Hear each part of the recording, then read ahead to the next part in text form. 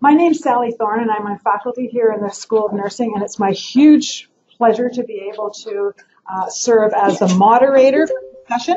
Not sure that you'll need moderation, but if any moderation is needed, it's my job description to provide it. What I would like to do is just do a few housekeeping announcements to let you know the structure of the session, and then I'll introduce our four panelists, and each of whom will have an opportunity to speak, and then we'll open it up for comment, dialogue, opinions. Doesn't have to be in the form of questions, but really try and capitalize on the interest and the talent that's in this room. Each of these four has been chosen because they have a different form of expertise on the topic at hand, and they'll let you know who they are, what their perspective is, and hopefully we'll find some different ideas and different perspectives to really facilitate the dialogue. For any of you who don't know the school very well, and just a quick housekeeping, women's washroom is down the hall quite far and to your right. Men's washroom is even further around the bank of elevators, and you'll find it there. And as I said, please feel free to get up and get sandwiches, and if other people do drift in, you can point them in the direction and kind of give them the message that that's okay. So thanks very much. We are also being joined by people on webcast. So that will be recorded and available to other people. I think it'll be posted later for later viewing if people have missed the session and have not been able to be here. That can be a little bit challenging when we do end up with discussion. We'll want to make sure that you express your questions loudly, or we repeat them. We'll just try and make sure that that's captured.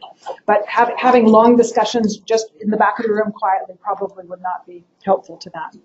So to begin, we've allotted each of our wonderful speakers a few minutes just to share with us their perspective on this question. From the expertise that they have and the role that they've been able to play in it. And I'd like to just give a brief introduction to them all and then allow them one at a time to take the stage. And the first one is Laurel Plewis, who is, as you can see from the program, the coordinator of the Assisted Dying Program, a CNS at Vancouver Coastal. And Laurel and I have a longstanding relationship. I had the huge privilege to be supervisor for MSN major essay, which at that time, in advance of this legislation, was a project looking at anticipating the possibility at some point that mature minors might be involved in MAiD. As a pediatric palliative care nurse, that was a fascination for her. So she finished that very speculative project just as the legislation came in, and was probably the first in BC hired into a specific assisted dying position just because she had that expertise. So it was one of the most remarkable links between a major essay and an opportunity going forward. So I'm delighted to have an opportunity myself to hear what she's up to now.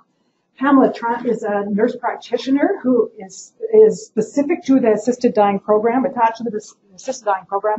So she will be able to bring the perspective of a provider, because as you probably know, Canada is the only jurisdiction in which nurse practitioners have the legislated capacity to be providers. Hattie Rodney is a colleague of mine here at the School of Nursing, world-class ethicist, and she's recently had the opportunity to be attached to the Canadian Council of Academies, very high-level and strategic and high-profile assessment on these new questions, including mature minors and advanced directives. She'll tell you more about that.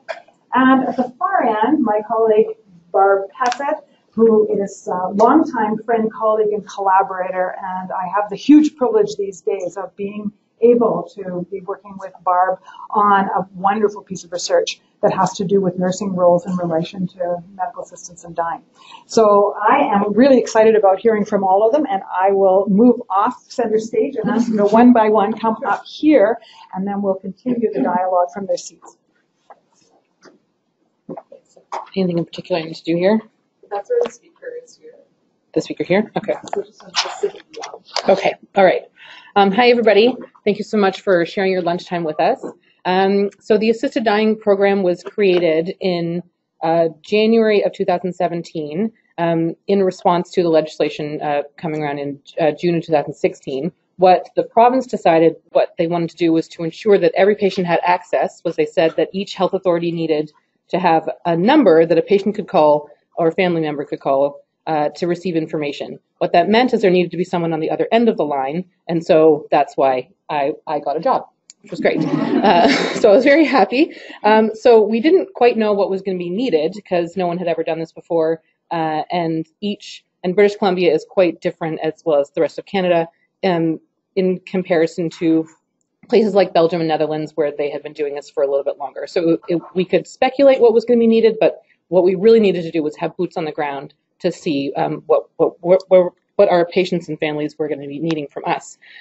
So we decided that we wanted to create a care coordination service, which I can tell you about if you like, but specifically I'm going to be talking about nursing leadership in this next little bit. We also wanted to provide education to ensure that people, patient staff and families knew what was going to be happening, what could happen, what couldn't happen. And then we are going to create systems to allow, to ensure that patients, families, and staff had equitable access to it throughout the health authority, which is tricky, as Pamela can attest to. And then we also wanted to create a cadre of professionals within the health authority to ensure that that people didn't need to come to Vancouver for this specific care option. That if they were in Powell River, they'd be able to stay in Powell River, and we wouldn't take them away from the people that they were receiving care from. So while we were doing this, one of the assumptions that we made was that nursing leaders were going to help us with this. It was a pretty big assumption, but I'm happy that we made it because we didn't feel like we needed to swoop in there and then take the patient away. We were trusting that nursing leaders were going to take this on as a challenge, help their staff go work their way through this process, and help the patient and family also figure out how to work this in to where they were. One of the major reasons we did that is we don't know anything about those staff members. They know everything about their staff. We don't. We don't know about the resources that are available in each different location, and they don't trust us as much as they would their nursing leader. So we wanted to maintain those relationships. So we saw this go poorly, and we saw this go really well. And when we saw it go really well, when the team came into different locations, whether it was in residential care, assisted living, acute, or in the community, when we saw it go well, it was when there was good nursing leaders and there was nursing excellence and best practice followed. So I'm just going to give you an example of what poorly looked like and what well looked like. So when it went poorly, we were seeing that the nursing leaders weren't really engaging. They were kind of sticking their head in the ground, or they were saying, I'm a conscientious objector, and vocalizing that to everybody that was there, including potentially the patient family. So then that meant that, and they also sometimes weren't getting another leader to come in and take the place of their leader, and they were saying, this is my unit, I'm in control, I'm going to be here to determine what goes on. So what that meant for the staff was that they didn't really know what to do. Do I listen to these people over here from the assisted dying program, or do I listen to my leader here who's telling me what I should be doing? Sometimes if they had an opposite opinion from what that nursing leader was, they feared for their job. They didn't know if they were going to be able to come to work the next day and have a good relationship. And then it also created a lot of camps. So it created camps between the staff, like adversarial camps or tribalism, where I believe in this, I don't. And that's not really what we want. What we were hoping that everyone would do would support the patient and family through the process, and then we would debrief afterwards. So that's what it looked like for the staff. For the patient, it meant that they kind of needed to put on their bootstraps and start advocating for themselves while they're in the process of dying, which is really hard. And then they also didn't really trust the care that they were receiving. They didn't know if they were necessarily getting the right information because they were receiving different words. So it was really tricky for them. And then for families, what we saw is they took on the role of the advocate. And that's not what we want to have families doing at that time. We want them to be talking to their loved one, thinking about what they want to do, what their last days are going to be like, and not knocking on people's doors and making sure that people get what their loved one got what they needed. So that was bad. When we did those, we needed to do a lot of debriefing, and we slowly were able to bring those units back together. And this was in community and in an acute. It was everywhere. It was ubiquitous across the health authority. But So we saw that once that they got a negative taste in their mouth, those staff members, then it meant that the next time that there was a case happen on their unit, that they were hearkening back to what happened last time. And so it was really hard to scrape our way back to create not positive, because we don't need people to have positive implications of what this is, but to not feel anxious about the fact that a patient had made a request for assisted dying. So that was negative. When we saw it went well, we see a nurse leader on the unit, and it doesn't necessarily need to be the manager, it can be anybody there, just standing up and saying, I'm okay with this. The nurse leader could either say I'm supportive, or I've had a lot of them say, I'm a conscientious objector myself, but this is the patient's choice, and so I'm going to support the patient and my staff through this process. Or if they were able to self-identify, I don't feel comfortable doing this because I'm a conscientious objector and I feel too complicit, therefore I'm going to bring in another nursing leader who's going to take my place, which was always really helpful, because we as the people swooping in have no idea who to bring in as a nursing leader, and it's, again, breaks relationships and bonds, so that wasn't ideal. So when we saw that happen, we saw that staff felt comfortable in their job, they felt like they could go to their nursing leader and they could speak to them about what's going on, they feel like they could have collegial, maintain those collegial communications that they used to have, so that was great, and there was a lot less debriefing with staff after these ones. For the patient, they didn't really notice a difference, which was how it should be. And for the family, they were able to do the grieving, the anticipatory grieving that they normally would with these kinds of things. And they were able to spend time with their family, which is what we wanted. So long story short, nursing has a massive part to play in the patient outcome and the family outcome and in the staff feeling about this care option. And so as long as I just encourage nursing leaders to just do some prior thinking, even if you are in public health with kids, maybe one of the kids that comes in talks to you about the care option. And so it's important that you kind of think about what you may say and think about words that you could use so that you know what your reaction is going to be instead of it being a knee-jerk reaction. That's it.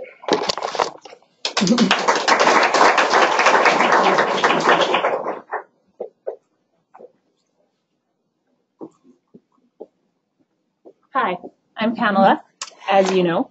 So when I got asked to come and join your lunch hour today, I thought, what do these people want to hear? What can I tell them about my experience that would be meaningful, impactful, memorable, beyond the legislation that is all online for all of you? That stuff's kind of boring. So I racked my brain a little bit, honestly, yesterday, and thought of the most common questions I get from patients, their families, people at dinner parties, my friends and family, and I narrowed it down to a few select memorable ones that I thought might be interesting to go over, and then also how I relate to this, to nursing and being a nursing leader, to MAiD. I will say, I don't only do MAiD. This isn't my day job. I am a primary care provider at a clinic in North Vancouver that provides primary care to marginalized populations. I mostly do addictions medicine and mental health. And I also have a primary care practice for homebound frail people on the North Shore. So that's my day job. MAiD I sort of satellite in, but because I only work 3 days a week in my day job, I have a lot of flexibility to dedicate to something that I'm very passionate about. Now those questions, the 4 or 5 that I came up with were, how did you get into this? Why do you do it? Can you sleep at night? Do you feel like you're playing God? And how do you deal? How do you manage? So, and in case you don't know, nurse practitioners do the assessment, the prescribing, and the provision of assisted dying in BC and across Canada. So I do all of that. I'm full scope within that. How did I get into this? I don't know. How did I get into this? I started working. I was doing residential care as a nurse practitioner, doing primary care. And it started to pop up in my professional circle. And I started thinking, that sounds like something that I'm very passionate about. I remembered back to a number of years ago when my own mom was very sick. Thankfully, she's doing quite a bit better now. But I thought if she has to live out the rest of her life like this, that would be torture. I would like to be able to provide a way for her to exit if need be. And I have always said, and I'm saying this publicly now, which I probably shouldn't, that I would help my mom in whatever way possible, but I won't go to prison. So with that in mind, I always sort of thought, okay, now there's a legal option for me to help people who are truly suffering towards the end of their life. Why do I do it? My mom. Every patient that I've ever had who's been suffering, who I haven't been able to help end their suffering. MAiD is an option for me that truly ends suffering in a way that sometimes we can't do. Sometimes the patients don't want the options. They don't want palliative sedation, or they don't want the side effects that they get from medication, and they just have such intense physical or psychosocial suffering that they say, help me get out. And I think that it's absolutely remarkable that we have this option in Canada now. Can I sleep at night? Other than last night, very well. And that had nothing to do with MAiD or this. I was tossing and turning and my husband was snoring. But yeah, no, I sleep very well at night. I'm very, very comfortable with my decision to be involved and my ongoing involvement in dedication to my patients and the MAiD community. Do I feel like I'm playing God? No, not at all. But I also feel like we've tinkered, modern medicine has tinkered with people's health. I see someone at the back nodding really passionately. We've tinkered with people's health so much to give longevity of life, but we haven't offered quality of life in all cases. And that's mean. If you could decide at age 30 to treat an overwhelming infection that you knew was going to cause some disease sequelae down the road, would you, and that you wouldn't have quality of life down the road, would you do that? Would you go and have open heart surgery knowing that you're going to have a stroke post-operatively and be disabled after that? Maybe, maybe not. Everybody's quality of life is different and it's defined differently. So I think it's really nice that we now, I've said this a few times, that we have this option to offer when we've already played a little bit. Do I feel like I'm playing God? Absolutely not. And how do I deal? How does it impact me? Some cases are more impactful than others. Without breaking confidentiality, I recently, within the last year, had a patient who I provided MAiD for, and their teenage child was present for the death. And immediately following the first medication, which is a sedative, this teenager said, "Are they asleep? Can I give them a kiss?" And that moment still brings tears to my eyes, because here was this teenager who was losing their parent, and that, they were going to lose their parent either way, but that particular moment has stuck with me. Followed by 15 minutes later, I sat down on the couch next to this teenager, and they just dove into me, seeking support and comfort. And, these types of moments, they do stick with you, and you remember them, but you also kind of remember them fondly, because this was an individual who was suffering in an unimaginable way that I wouldn't wish on my worst enemy, ever. How else do I deal? I have pretty good self-care. I have an extraordinarily supportive husband. And in fact, before I got into providing MAiD or being involved with MAiD at all, I think I said this in my job interview, I spoke with my husband and I said, how will you feel if I provide MAiD? If this is part of my work life, is this going to cause turmoil in our relationship? And I had the same conversation with my parents and my siblings. And everybody was very supportive of me, which was very important. I don't honestly know what I would have done if they said, no, we won't support you. I probably would have had some choice words and done it anyways. But it was important to me to have support, a solid support network at home for when I have those hard days or those hard cases or the heartbreaking ones of a teenager losing their parent. also rely on humor a lot. And I don't know the pulse of the room enough to bring some of the inappropriate humor out. But, you know, I had a patient once who, after his assessment, said to me, "Have you seen that show, Mary Kills People?" And I said, okay, I'm in my head, I'm thinking, okay, this is someone that I can probably relate personally to, because yes, I've seen the show. That's not what this world is about. I don't get paid $10,000 under the table for every assisted death I provide. But also, so he then went on to say, I could get a t-shirt printed with "Pamela Kills People" on the t-shirt. And I thought, that's brilliant. I didn't get that t-shirt printed. But, you know, one of the humorous and also family supportive ways that I deal is sometimes when I see my dad, he goes, "So did you snuff anyone yet? Did you snuff anyone today?"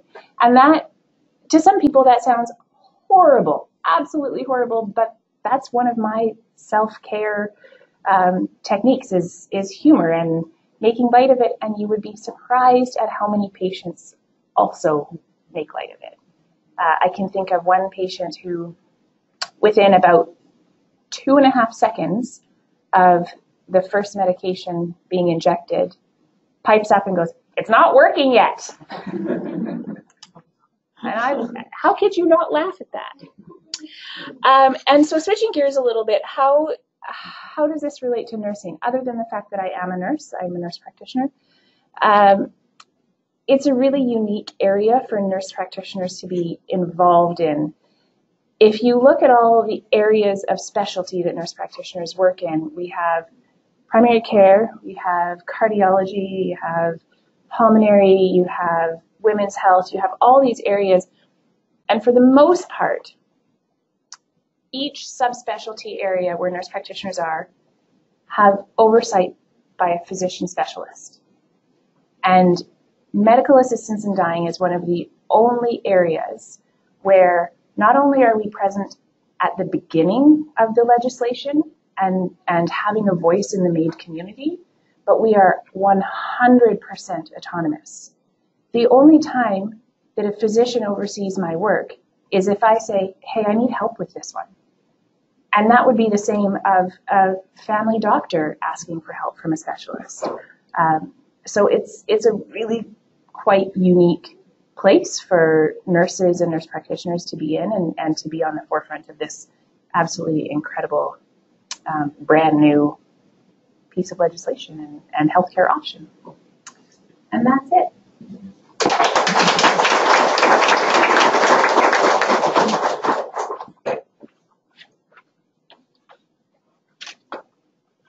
So I had to pull out my Kleenex on that, Pamela. I'm glad I had a couple of minutes before coming up to the podium. Thank you so much for the opportunity, all of you, to be here and to be with such wonderful people who are speaking. So mine is going to look like dead boring now. I've got a slight sequence concern. But Pamela's pointed to the lived experience, the connection, the nursing, the relational integrity of what this work means. And what I'm here to talk about more is not instead of, but in addition, is what is the policy and the legislative framework that this work is happening in?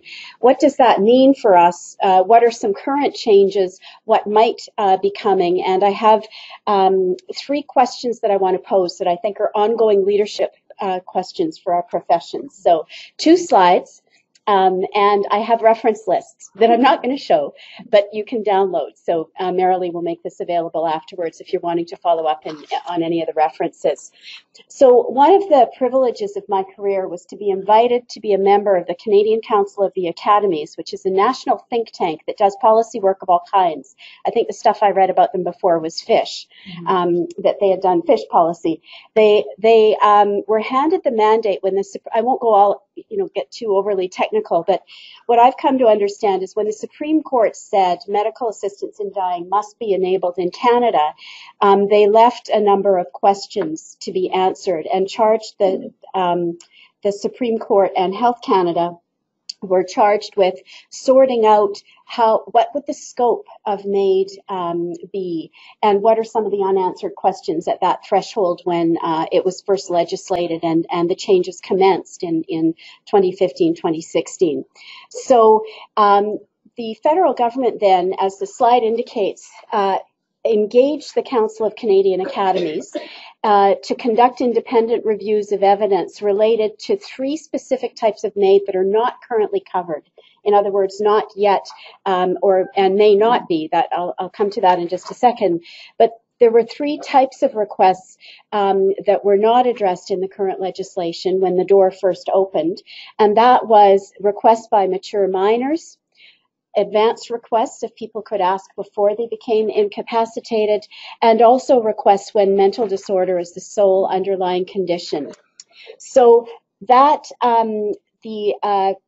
in December 2016, then, what the CCA did was bring together think tanks, literally organized around those 3 questions. So they had 15 people on each of those 3 groups for a total of 45.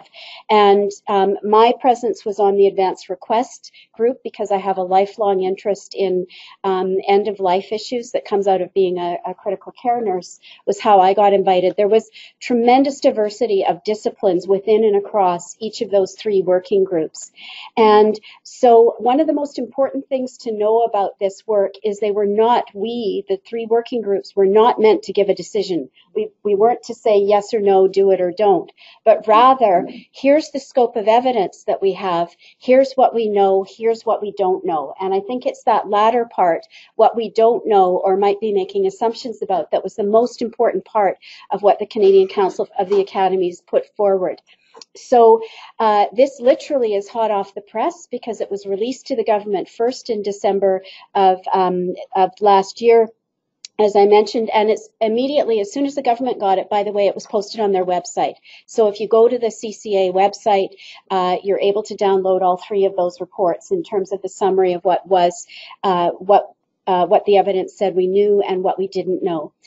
And so as panelist members, we also got coached on media, what to say to the media, what to say publicly, and so forth, and in a very positive way, by the way. I never felt muzzled because I wouldn't have been happy if I'd have felt, and I probably wouldn't have complied either. But it was a very constructive process about, here's the kinds of questions you might get, here's how we're going to prepare you, here, please do let us know if you get a media call, and or here's what you do when you're out giving public presentations. So that one of the things, so I liked the way that they approached that. I also really liked, and I can't comment on the internal processes of all 3 groups, but certainly within our advanced request group, we had a wonderful array of professionals.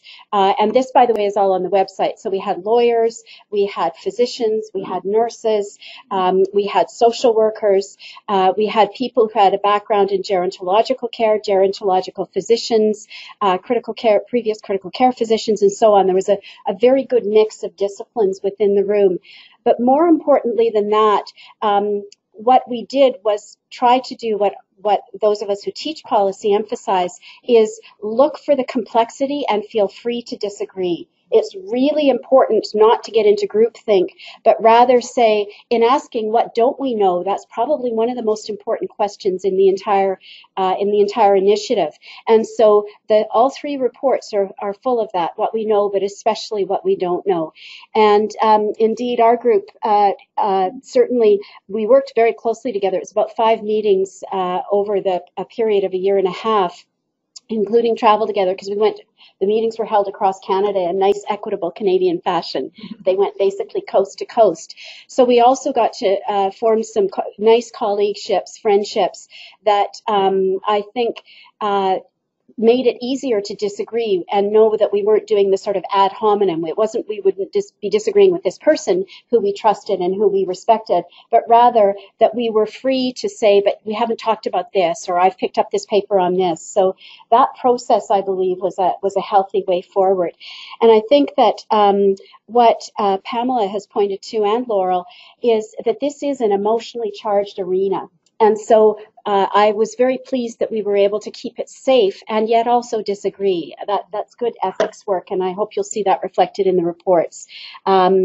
And so that was what I wanted to say about that. There's a question period that Sally will have. I just have the second slide. So my N of 2, here's my second slide. Questions that I personally, as somebody who's done work in end-of-life ethics and issues of moral distress, I wanted to, over time, I've refined these 3 questions as a result of the CCA work, also being invited to do presentations. I just had the privilege of going to Newfoundland to talk with the medical association there, which included one of the physicians who was on the panel, which was fabulous. She was a terrific colleague.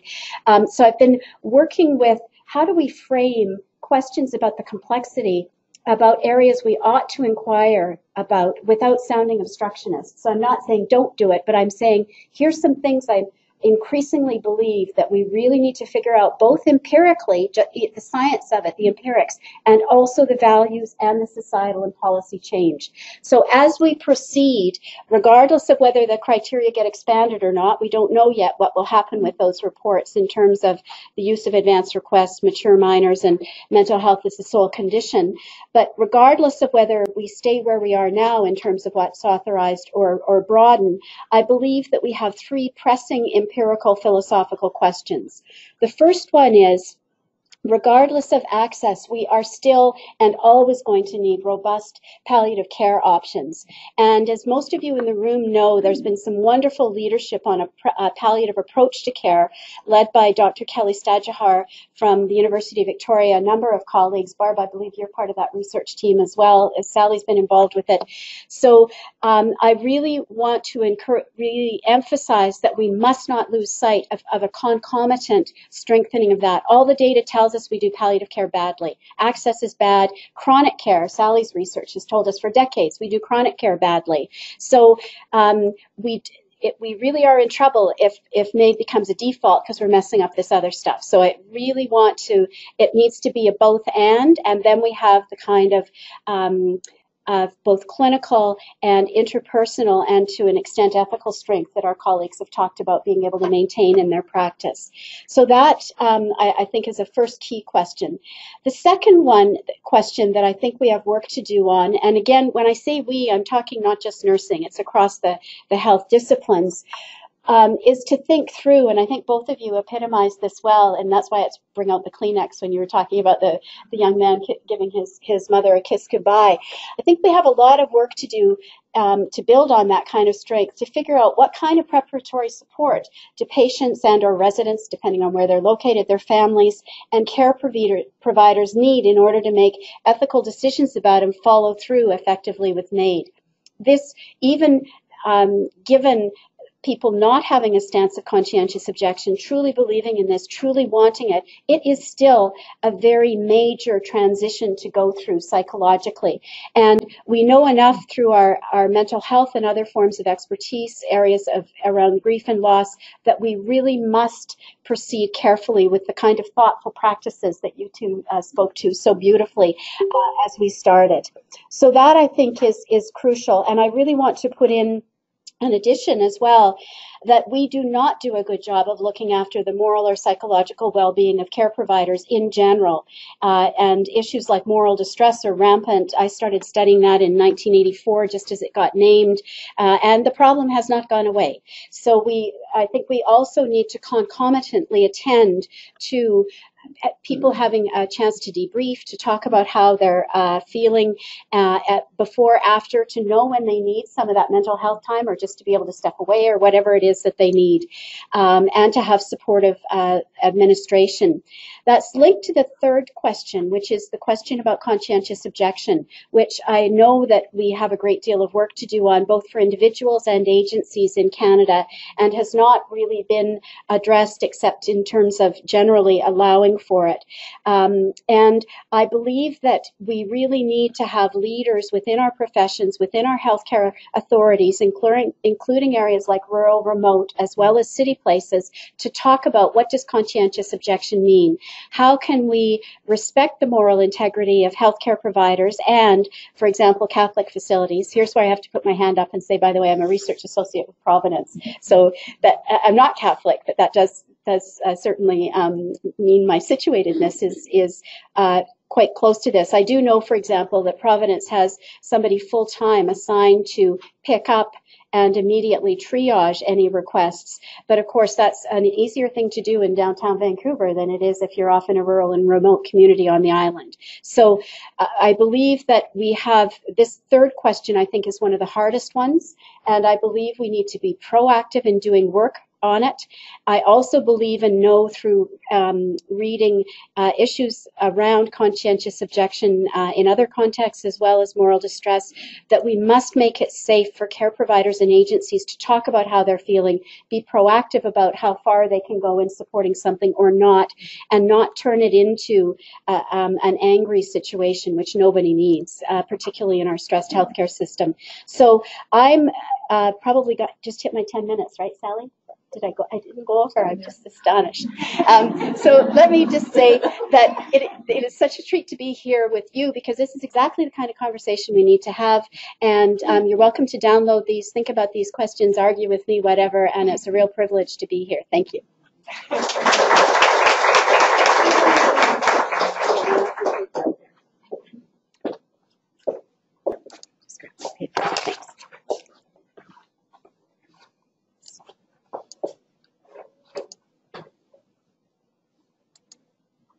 Sorry. Okay.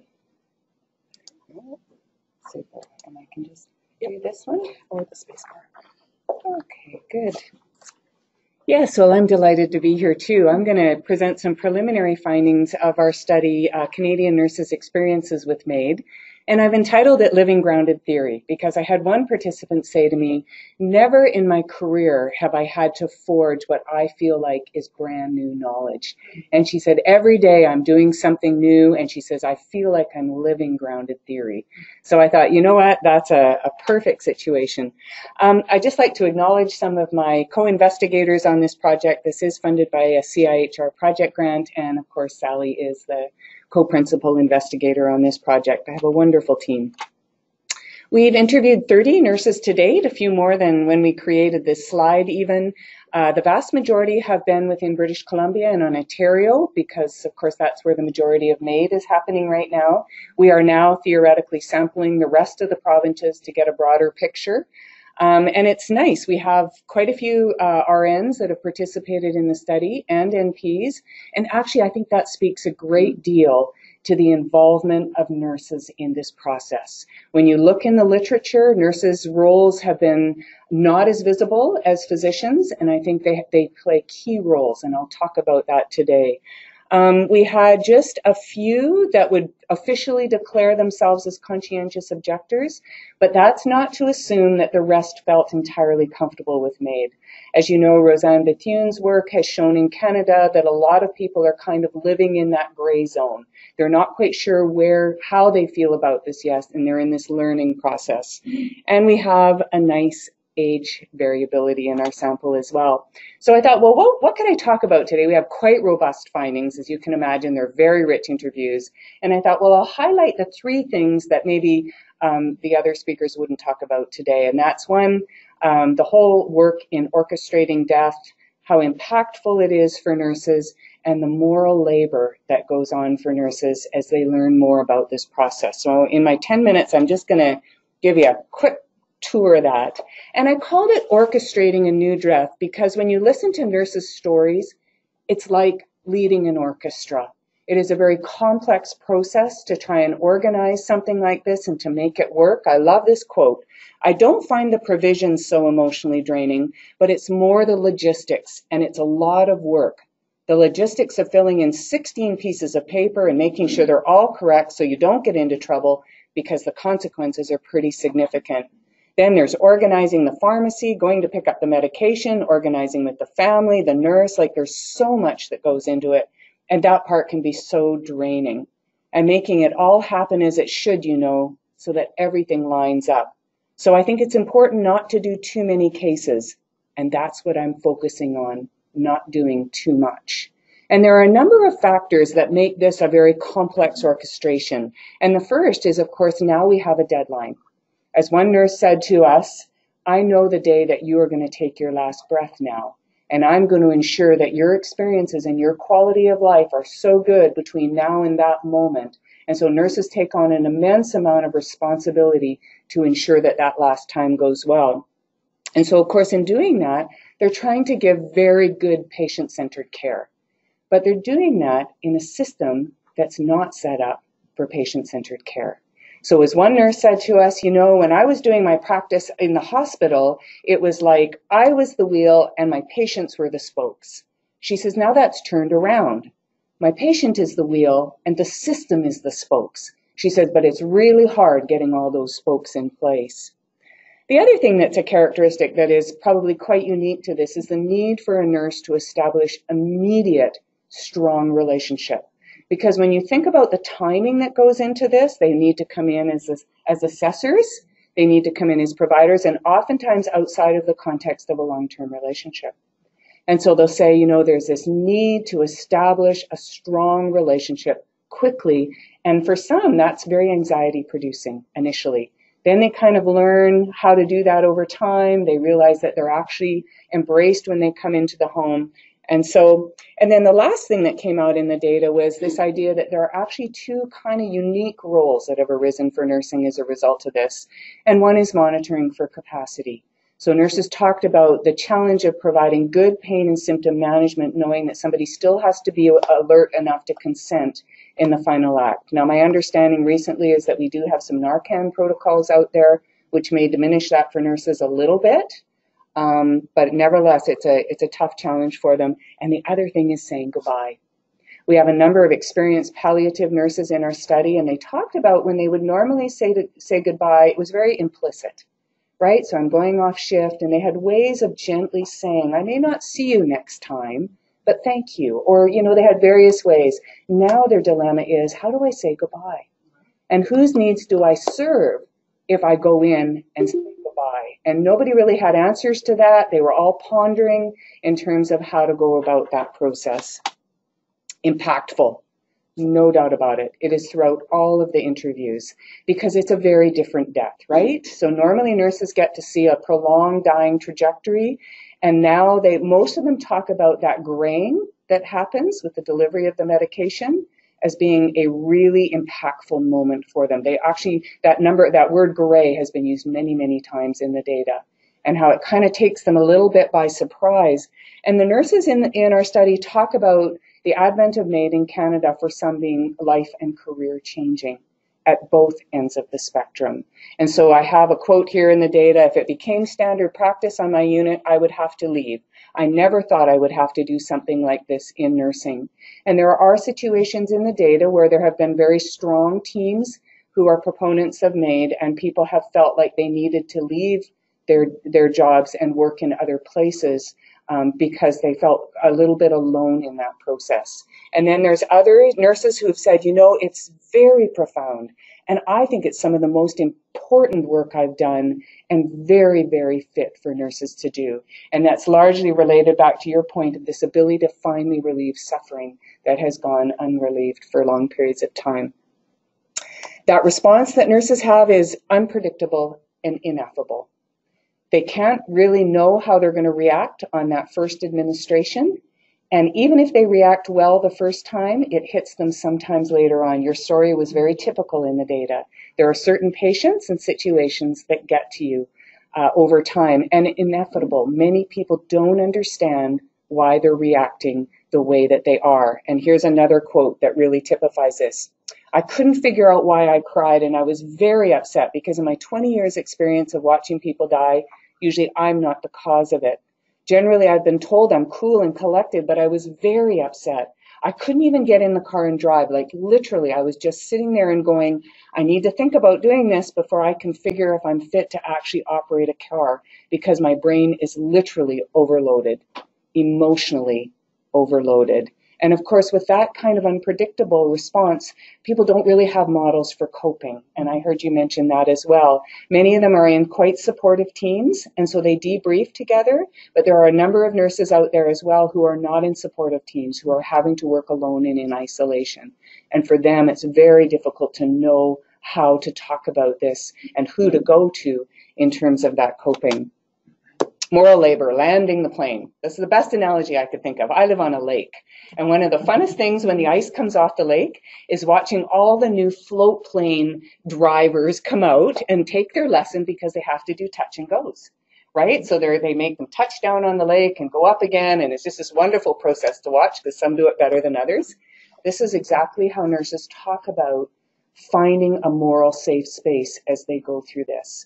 They talk about having an idea of why they're doing this, and then something disrupts that in their experiences. And then they're up in the air again, and then they settle again. And I really like this quote. They just die so suddenly, and we don't know what to do with it because we're not used to it. Our society doesn't have a way of dealing with this yet. We're kind of just stunned when it happens, but then we go back to thinking. We come back full circle and say, but the patient wanted it, right? And so that point of autonomy that is that moral landing place for nurses gets a little bit upset when patients change their mind or there's a lot of conflict in families. And then that idea of autonomy, that's that moral landing of the plane, becomes a little more uncertain for them. 3 factors that really influence this. One is the proximity to responsibility. Nurses are very clear that how they feel about this might be different if they were the ones that were actually having to do the procedure. And so there's a whole different thing in thinking about this than someone who actually does the procedure on a daily basis. And I think we need to remember that. There's a relational process for sure. We talked to nurses and we asked them, how did you come to this decision? And they would say, well, a lot was determined by my colleagues and my family. And of course, that's very indicative of the data we have out of Quebec as well.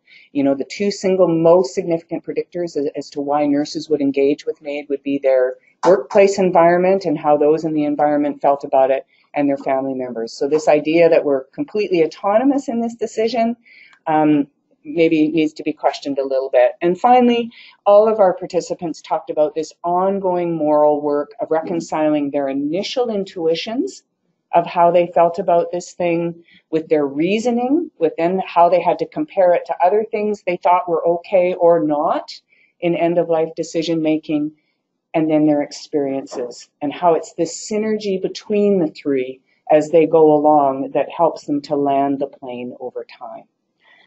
So, and we are still recruiting for the study. Can I put that plug in there? So we're just more than delighted to talk to anybody who's had experiences with MAiD, with conscientious objection. We're about halfway there with 30. We'd like to interview another 30 people on the study.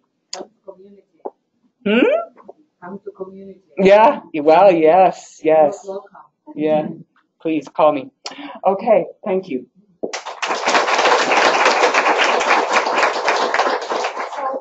We haven't allowed you to even ask any questions yet.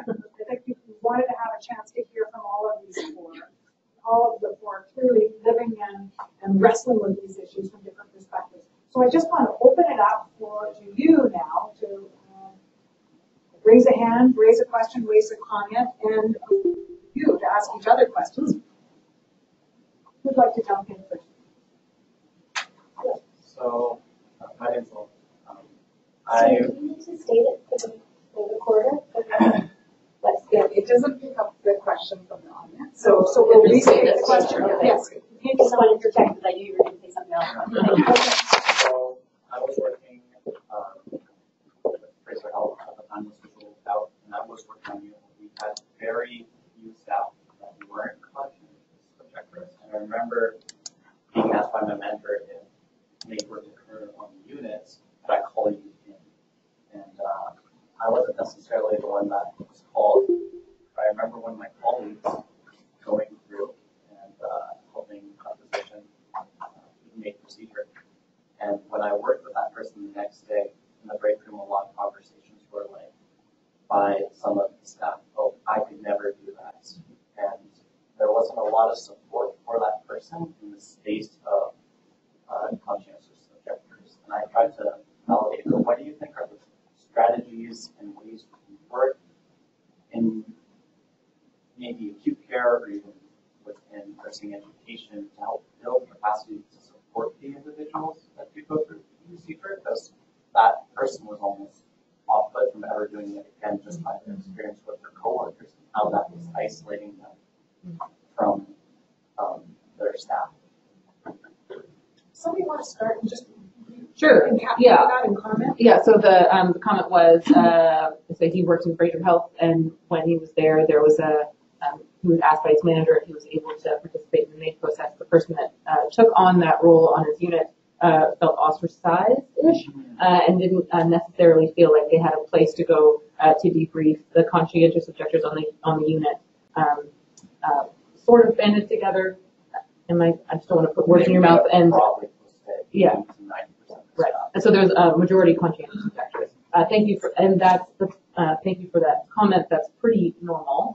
as we early on when we were going around, and it was unit to unit. Each time was different, and rightly so. People, I feel like a knee-jerk reaction was to say, "I am a conscientious objector," because you have to protect yourself. You don't know what this is going to look like. You don't know how you're going to feel, and so people were labeling themselves as that. And I think that was a useful term at the start. And I think now what we need to do is work with units and not have people label themselves as conscientious objectors or not a conscientious objector at the start. We need to just all think about this as a unit. And so we're hoping that in the future we're going to be able to have that part of the program, that each unit is going to go through some kind of afternoon or something like that to think about not just medical assistance in dying, but palliative care in general. So if we think about the two at the same time, and we think about what can you do in the spectrum of care at end of life, and how can you contribute to this patient? So we don't want to silo those ideas into different. If I can just add that I think that's enormously important. I was thinking something similar, that it takes skilled facilitation to make it safe to talk about, and it's far better to do that proactively ahead of it happening, so that either side doesn't start to get stigmatized. And it really will take purposeful, regular, and therefore budgeted also events, and people who are skilled at facilitating in context of conflict. And this could be a good role, by the way. Every healthcare agency has to have an ethics resource, whether they call it an ethics committee or not. It's an accreditation mandate. And this, I think, doesn't have to be just that committee, but they should have some good resources to be able to foster that kind of values-based discussion.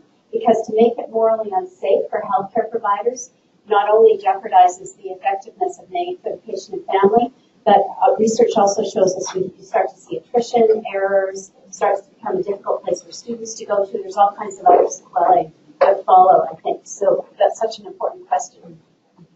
As we continue with the dialogue, it occurs to me that if your question is more than a quick question, there's no reason that you can't come up here. So feel free to sort of find your way around here, and we'll know you've got something to say, and then you can go back. I realize it might be a bit disruptive, but I'd rather include the people online in hearing. So, yeah, so think about that. I do look being heard. Come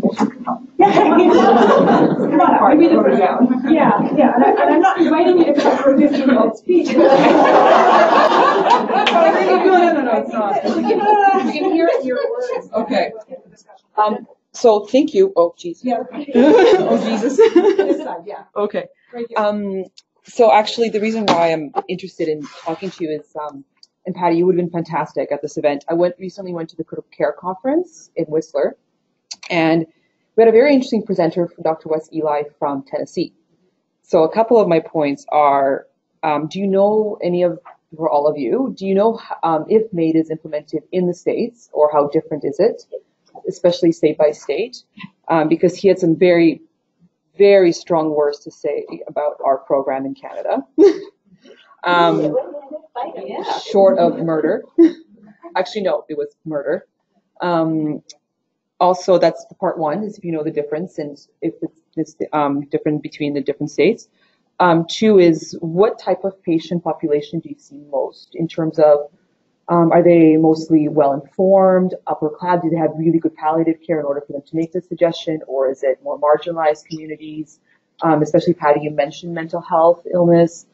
Do you see some of that? Because one of his big points were, we are at risk of making this program, we're essentially ostracizing disimpoverished and ostracized communities, and that's their only option for kind of help. And what kind of pushback do you get from communities, or do you get a lot of pushback from communities? You did mention the Catholic organization. Is there anywhere else that you find that particularly has a difficulty of accepting this? Great, thank you. And I think you really articulated three really good objections. So let's get some discussions. Sure. Okay, I can talk about U.S. So yes, the U.S. has it. Colorado was the most recent one, so it's now legal in 6 states. And Montana is the only one that's slightly different. That their law, they didn't change the law to allow this to happen. They just have a hole in their law where people sneak through. And what they do, they only allow the oral regimen, and so people have to. I'm not quite sure what the assessment process looks like, and maybe people know a little bit more about it. But they're given the prescription for the medication beforehand, and then they have to drink it. So there's a lot of, and the reason that Canadians like the way that we have is because there's a lot of people that aren't able to drink, or they wouldn't have good gut motility, they wouldn't be able to physically drink it themselves. And so that's taking away a lot of people out of the equation that would benefit potentially, or seek to have this care option that wouldn't be able to have it from the U.S. So because we have intravenous as well as oral. That's the U.S. And what I might just add to, because you guys have the expert knowledge of the practitioners there. First, I think it's really it's unfortunate when a so-called expert from anywhere comes in and calls, it gets polemic about somebody else's practices. I think I was trying to talk about building trust. That's a really, just that maneuver is itself a serious problem. One of the things I didn't say about the Council of Canadian Academies is in their review, they looked at everywhere who's done it. And we had one of the members of the council is Dutch by origin, so he was not only able to, he was able to look at the published in English, but also the literature that was published in other languages. So the CCA did do a very wide canvassing of what was being done where, and that was taken into account within the committees. So just to say that, my understanding is that the U.S. is quite fragmented about what's happening, and that set up some conflicts as well. Another really important point to note, especially as it relates to the American Nursing Association, has a policy statement that's very clearly opposed to any sort of assisted suicide.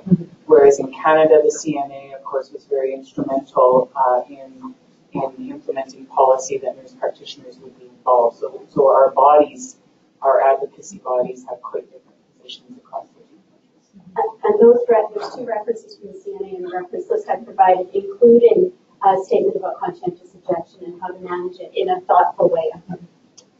I just object as well. I was part of a panel last summer at the Vancouver School of Theology that had an interfaith panel on death and dying and a session on medically assisted dying.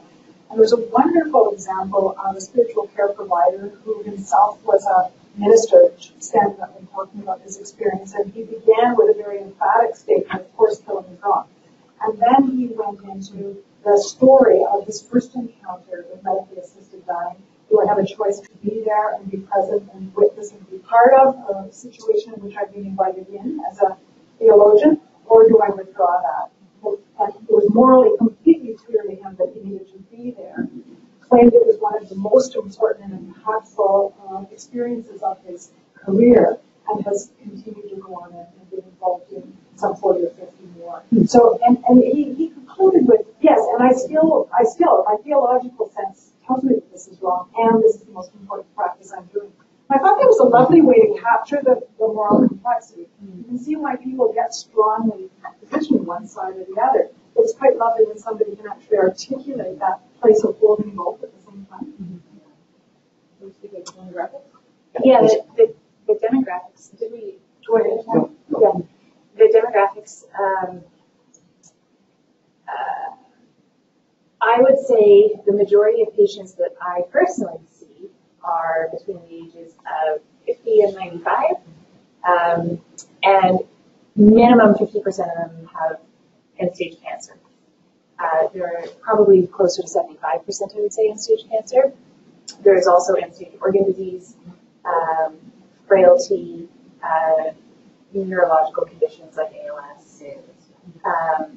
And as to whether or not they are informed, I think the majority of people who seek this care option on their own accord, are very well informed of the law and what's available to them. There are those who it is offered as one of your end-of-life care options, along with all the varieties of palliative care, MAiD, what have you. That's the first time that they're learning about that this is an option for them. And then in that process, they become well informed.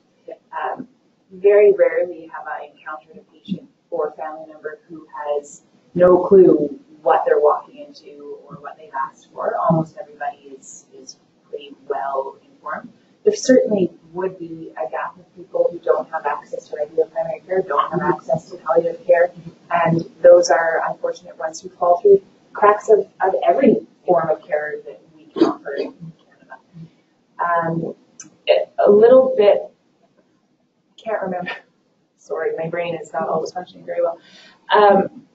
There was one note, and I can't remember if it was within your question or something that came up here, which was, I have, let's say, a dozen times encountered patient's family member who identifies as a conscientious objector.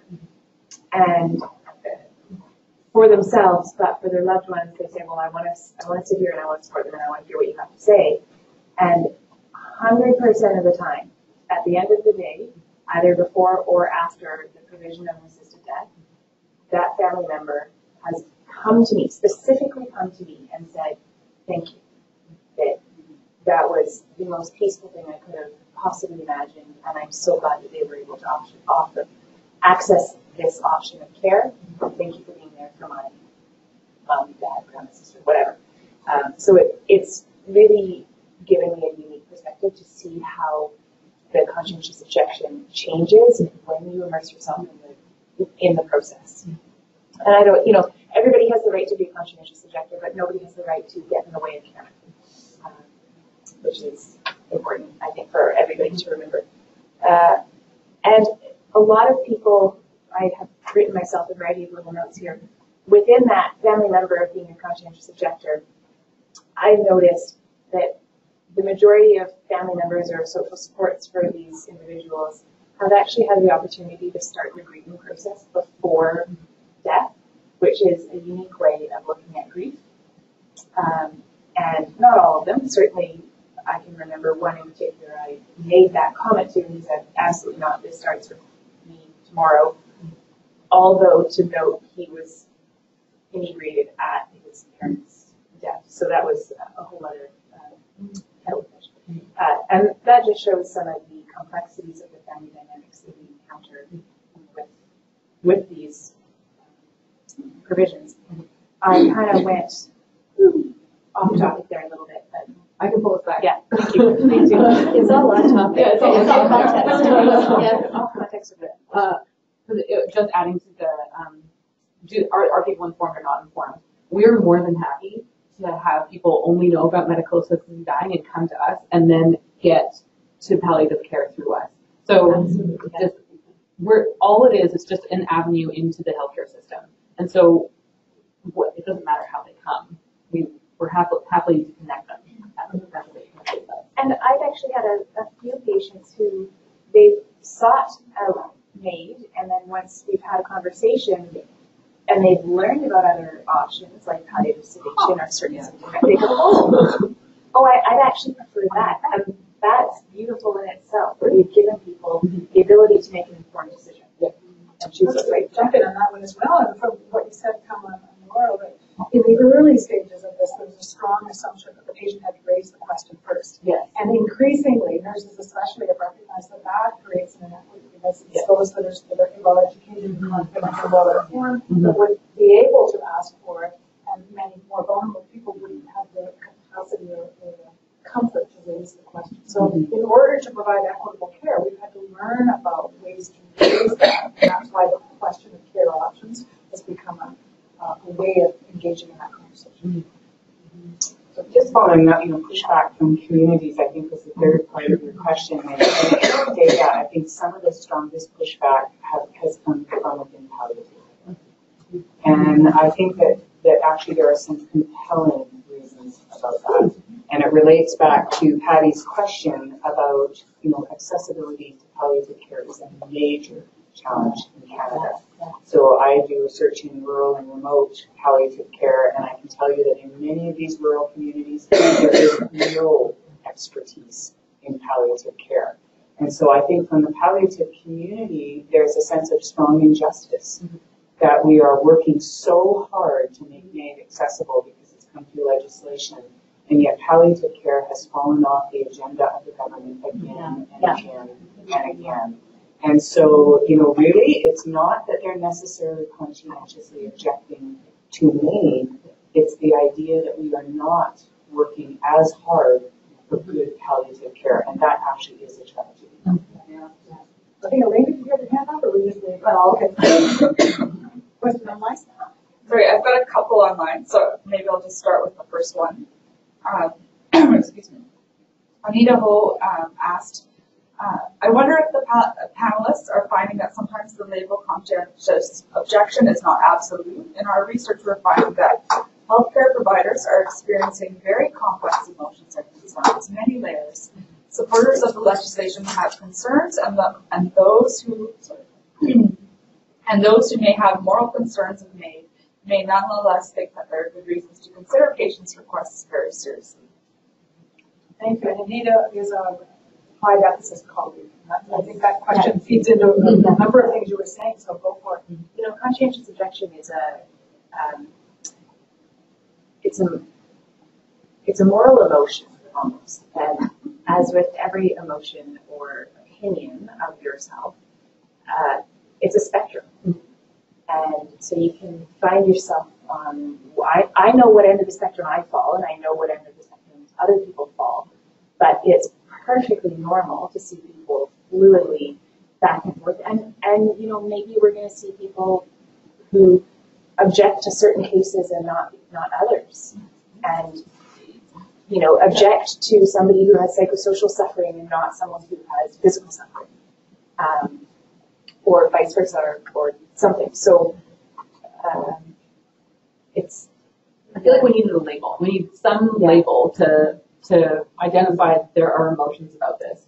And then it's about what people attach to that, whether they think the conscientious objection is good or bad, or what they can or can't do. And that's why we need to have more research about what conscientious objectors think and feel. And then hopefully after that, then we'll be able to bring that back and then use it on a daily basis. But what you're saying is that it's not being experienced now as an absolute emotional position that most people find themselves in. And you can, sorry. No, I was just going to say, I think, and Anita, thank you for your research and your comment on that. And I think as well, what it ought to be is an opportunity to start conversations. So when I say this, what do I mean? And just P.S., this was also a really bad exercise in change management when it was initiated, because I happened to accidentally be hosting a panel where one of the lawyers on the original decision was sitting. There was a group of palliative care physicians in the room, my favorite population on the planet, by the way. I figured it was going to be a really easy conversation. And this is public, because it was a public event. Then the lawyer says to the palliative care folk in the room, and we figure palliative care physicians will administer it. Well, there had been no conversation. They're just, isn't this logical? And all of a sudden, I've got a room full, I'm moderating, of enraged palliative care physicians. And it was such an illustration of how we didn't build trust, we didn't have the conversations, there were widespread assumptions. And I think the CCA report has tried to now have more of those conversations and be way more thoughtful. So I think what you've said about whatever, if the term is conscientious objection, yes or no, use it as an opening to build trust and conversation and explore it without essentializing. And you guys are the ones who are going to help us lead this, because you're doing it. And you're studying it. Come up here and ask your questions, so can we hear? Thanks. Oh, yeah. I have to go from this way. Okay. Hello, everyone. My name is Sudi. I'm part of the team that Dr. Ho is working. Our research project is actually navigating palliative hospice care providers' experiences providing end-of-life care in post-MAiD era. And some of the codes that you mentioned that actually was very familiar, because we captured those themes from our interviews. We have done 25 interviews by now with nurses, not nurse practitioners, just palliative care nurses, physicians, and social workers, and also a spiritual healthcare practitioner.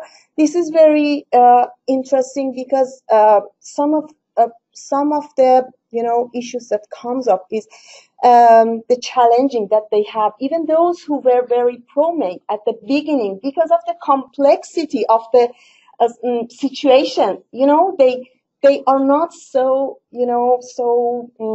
there are some cautions about that, and this exactly relates to the case.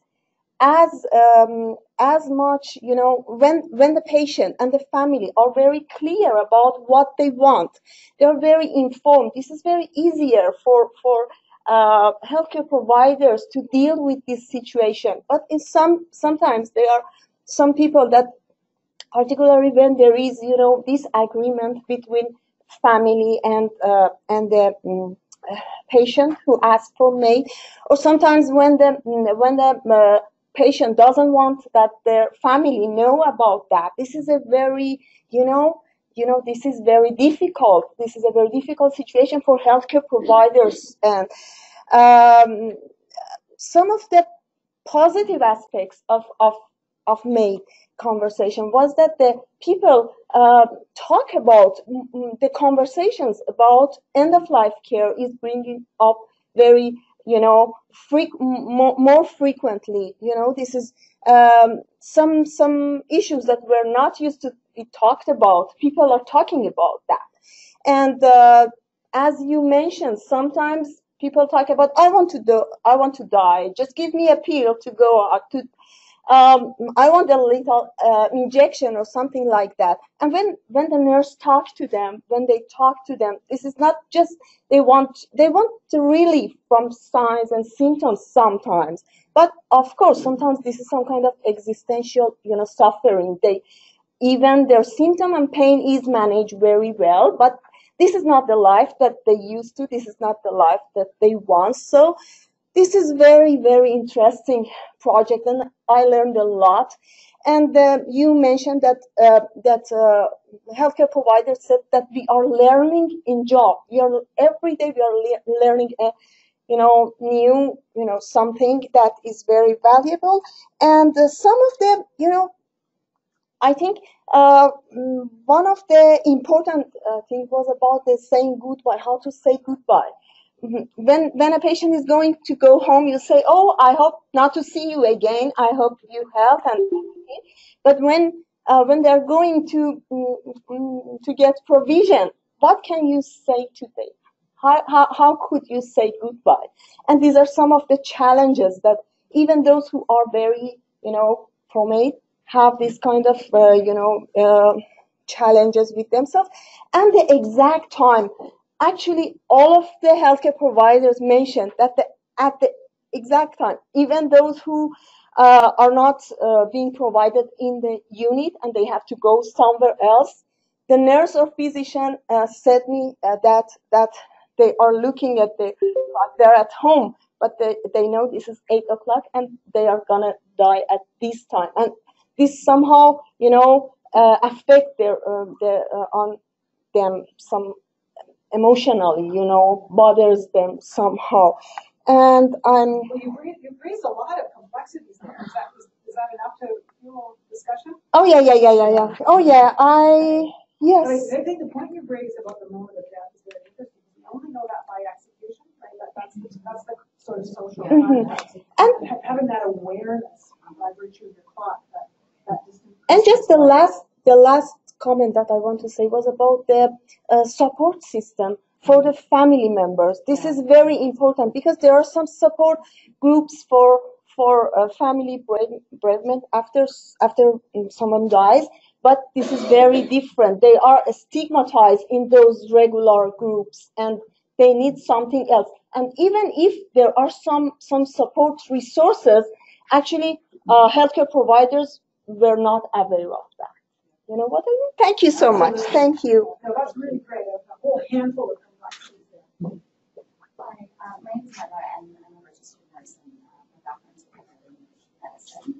And so I'm really curious to see if you guys feel that MAiD has a role in emergency medicine. The reason why I ask that is because more and more now we're seeing a lot of people come to the emergency department because we have family physicians, people are not moving upstairs, they're not going to work, the hospitals are full, so the whole trajectory of the patient stays in emergency. And so I've had cases where, one in particular that sticks out to me, I come on, she's admitted to ICU, but she's like agonal. Mm-hmm. And she's got high flow oxygen on, and we're, I am told in short change that she is dying, and our point is to keep her comfortable. Sorry if I get emotional. And so I'm sitting there, you have 4 patients in emerge, all of them could be at any point in their trajectory, and you have high acuity patients, and you have people that are there because they want Tylenol, right? So you have all kinds of people. And so I'm looking at this woman, and she's, her respirator low. For some reason, she has high flow oxygen on, and dilated to keep her comfortable. Mm-hmm. But really, what we mean is we're trying to get her to die, right? To get her comfortably to the other side. Mm-hmm. And so I go into the room, and I'm talking to this family member, and she knows exactly what's going on. But she, I ask her, like, do you want me to take this oxygen off? Because all it's doing right now is prolonging. And so I have, I try my best to have a constructive conversation with her about that, being conscious that I have 3 other patients that are also there, the same, for other reasons or whatever. And so we have a conversation about that. I called the ICU doctor, and I said, this is what I think is best, because right now this lady's been suffering for 8 hours in emerge, admitted to ICU, high flow oxygen, even though she's technically, at that point, right? So I felt sort of morally something's not right here. So I take the oxygen off, and probably within a couple hours she dies. Immediately her stats go down, you can tell. And, I remember at some point she passes away. I'm giving frequent dilaudid to keep her comfortable. And then, she passes away, and then the family member, and now it's 2 a.m., right? It's 6 hours into your shift. So much has happened. People are yelling at you because, they're waiting forever for the emerge doc and blah, blah, blah. And you're like, please leave me alone. My patient's dying. I don't have time for you. But then she passes away, and then the daughter comes to me and she goes, what do I do now? Mm-hmm. And I was just like a mess inside. I was like, oh God. And she's like, should I take a blanket home? What do I do? And I was just like, I think I just hugged her, and I was like, if you'd like to stay, you can stay. But I asked that because I feel that when MAiD became a thing, there was all these whispers in emerge, oh God, what if someone comes to triage and they just want us to kill them? What do we do? Or realistically, and Pamela, I know you're talking about coping through weird, dark humor. That's how we do life. I started my career as an emerge nurse. Okay, we have a bond here. Okay. And so I just wonder, sorry to ramble, but just what is the role there? Because we are going to see an increase of palliative care patients come to emerge for a particular reason, get admitted, and never go anywhere. And none of us are trained on this MAiD procedure. And coping in emerge is different because as soon as that patient passes away, there's 50 other people triaging. Mm-hmm. So there's no time to talk about any of the impact for the family, for the patient, for the healthcare providers. And that's one of the art forms of being an emergency nurse, is being able to handle something life-changingly big and difficult, and then move on and provide compassionate safety care to your next patient, which is something that I still do to this day. I will say, aside from MAiD, I offer palliative care to my patients, and I provide palliative care to my patients. So I don't want you to all think that I just kill all my patients at the end of the day. Yeah. But that particular example of patient that you've talked about is obviously not an appropriate candidate for MAiD if they're actively dying, if they're at that end stage of life. 99% of the time, they are not going to be able to provide informed consent, and they won't be able to ask. Mm-hmm. The way our law is right now, we know advance directives are not permitted.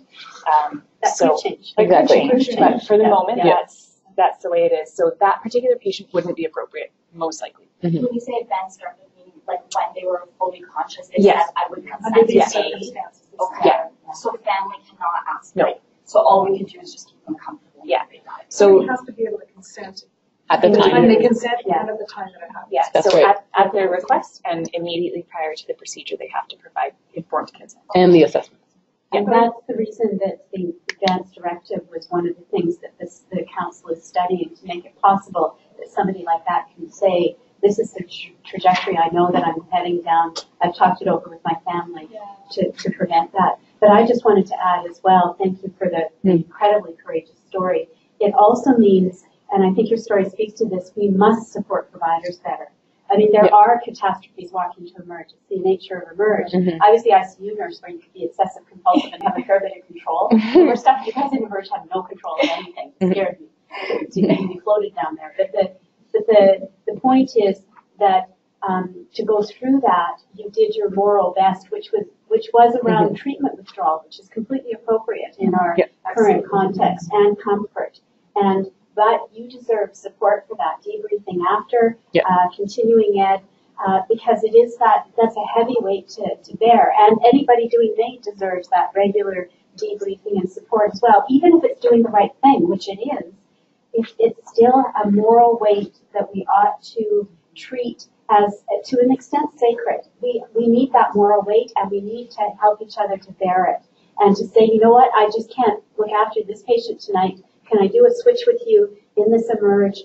And then I'll be better in a couple of days. But we need to be able to give each other a bit of space and room for that. The example I just want to point out as well, and I think we all realize it, the fact of having MAiD in our legislation is affecting nursing across all of our branches in these subtle ways. Yes. You nurse differently because of an awareness that there is this conversation to be had. And it raises a whole bunch of new questions. So thank you very much for that example. Let me just follow up on the moral weight question, because there's a fair bit of evidence, both in our study and across the evidence, that if you want to reduce this moral weight a bit in being engaged, that the perfect relationships within which MAiD transpires are ongoing relationships. So rural nurses, for example, who've had the opportunity to know people in community and work with them over prolonged periods of time, or anybody that has had an opportunity to work with clients over a prolonged period of time, of which the ultimate endpoint is MAiD, there is an argument out there that the moral weight of that is perhaps easier in some ways than in areas where there are quick relationships, quick responses. And so I think as this goes forward, we need to remember that for our healthcare providers in particular. I would actually challenge that a little bit in that, me personally, I've provided MAiD for 2 of my direct patients, and everybody else has been, somebody referred to me through the MAiD coordination team, and I found it significantly more emotional and emotionally tolling to provide a death for somebody that I have a long-standing relationship with. I still supported their decision, and I don't have any doubts. I never lost any sleep over it, and I still thought it was the right move for them on their request. But it was more emotionally tolling on me to have someone who I had an outstanding relationship with. Okay, I'm going to go. Elena, did you have your hand? My turn? Yes. Yes. You got it. Or ask a question, or she'll keep waiting. No, I don't know. Is it a long question? Do we need to have you up here? I don't know, Charlie. You put me off, all right? If I Okay, well. So my name is Elena, and I have a big voice, so I don't have to go up there. I work in the community, and majority of my patients are palliative. So my comment, question, what have you, is along education. In my experience over the many years, and when MAiD came into fruition, before MAiD came to fruition, it was all about palliative care. I find that in my experience is that the public is not well educated as to the process. What we call palliative care is not MAiD. So we have to be very clear that there is many options. And what I find it with the public is one of my roles is that I have to explain that there are options. MAiD is not the ultimate option. And I think every death is unique. Every person is unique. And so we have to approach those kind of individuals in a unique way. So what ends up happening, we have a very shitty discharges from hospital. Often they are supposed to be palliative, but we deem them palliative in communities. So the education should start before. But also the public should know that we all die. That's the end. This is a normal thing. But we don't know. We don't speak about death. So the community role becomes very, very complex. So we are the social workers, we are the politicians, we are the nurses, we are everything, right? So I'd like to also point out, I think we have to even have a better collaboration between we used to work first with one doctor who was, given MAiD. And they were so complex, the decisions that we were involved in directly, but we never talked directly with the doctors when the decisions were made. The patient, as a normal person, goes ups and downs and says, I made a decision, this is my date. You know how many times that date has changed? And in the process, we are involved, and we don't know about other stuff. But you have to be supported on the transition and the ups and downs. And I also find that some of the complexities in death, like, for example, dying with ALS is super complicated. Then we provide community bereavement. Who provides us bereavement? Like, seriously. And they are very, very difficult. And then we are like automatons. We send palliative patients to emergency. We advocate in emergency. We tell them that it's important to manage symptoms. The process of coming to the end is very, very complicated. So I would think that we need to have a lot more work done in collaboration amongst all the, over that. And I think what's very important, and maybe everybody knows, is the conversations have to start from very, very deep, before. And then one of the things that the palliative care nurses do with chronic disease management or what have you is, what are the goals? What are we doing here? And that's it.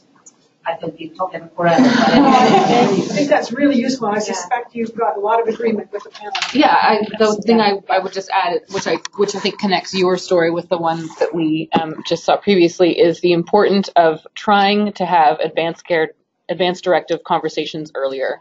And so that's something that has been, they've started initiatives within each health authority, but then it just hasn't actually come to fruition. Because it's really hard. Who do you get to have that conversation? GPs don't want to do it because it takes too much time. But then they have a chronic illness or an acute illness, and then they want to just talk about that illness. They don't want to necessarily do goals of care. So I think that those stories are illustrate why it's so important that stops being pushed to the bottom of the list and it comes to the top of the list. I think what you said about lack of communication sort of between hospital and community and all the different layers, moving parts, that's not specific to MAiD. Like that is a fundamental system issue of all of our healthcare. Yeah. You mentioned about people don't want to talk about death or don't realize that death happens. And a really interesting thing about working within MAiD is that it has made the conversation of death much more comfortable and much more everyday. And for me as a primary care practitioner, it has made all manner of difficult conversations way easier for me. Yeah. Because I talk about the hardest death and dying with MAiD, but then that translates into advanced care planning with my primary care patients, and it translates into being able to deliver bad news in a way that's hopefully heard and understood, and it translates into all different areas. And I hope that as nurses in general, just having medical assistance in dying as an option right now is sparking more conversation about death. Because no matter, you pointed out, we are all going to die whether we like it or not. There's no way around that yet. And we need to talk about it. Death shouldn't be such a taboo thing. It's not wrong. It's something that's happened, and it should be respected and treated in a way that's beautiful rather than tossed under the rug and only dealt with in emergency situations. So go forth and talk about death. Very often it is a nursing role and will be, because nurses have the contact as opposed to the moment of an appointment. I'm going to call on Sheila, who wants to tell an anecdote. Would you like to get up, or would you rather try to get the camera in? I'm here, but I think I can talk loudly enough that you can hear me. You can't pick her up? Yeah, can you come closer to the speaker? Just because we have a large online audience that wants to get it too. I just thought, listening to all this, that I'd share personal experience that I've had. in the last couple of years, I have had 2 family members die, and their things happening around them were so different that I just went on to talk about it. The first one was about my mother, and the resident that was in this hospital, the resident took me and my brother and his wife to a little room and wanted to talk about it and saying, no, your mother's never going to get better. And I think that it's not right for her just to be lying there and not being able to cope. And so we sort of took that out, and my brother was a very sensitive person. He said, I need to go for a little walk with my wife and get thinking about this. And I said, well, I'll go back to the room with my mom. And she had said, I'm ready to go. So I had known that, and so did my brother Will. But within 5 minutes, the resident was there with a syringe, and I didn't realize what he was doing, but he just gave her an injection, and I thought, it's happened already. And so there was no sort of time to think about it or talk to him about it, nor did he say, I'm coming as a result of our meeting and I'm going to give the injection now that we talked about. So I felt really that it had come so quickly and it wasn't thoughtful, and he even said that he had to hurry and get home to his wife. So that was a bad experience. But the good experience was that my sister died within a couple of years ago, and she had cancer, and she was very fortunate to get into the Vancouver General Hospital in the palliative care on the top floor, and the care was excellent there. The family was welcomed.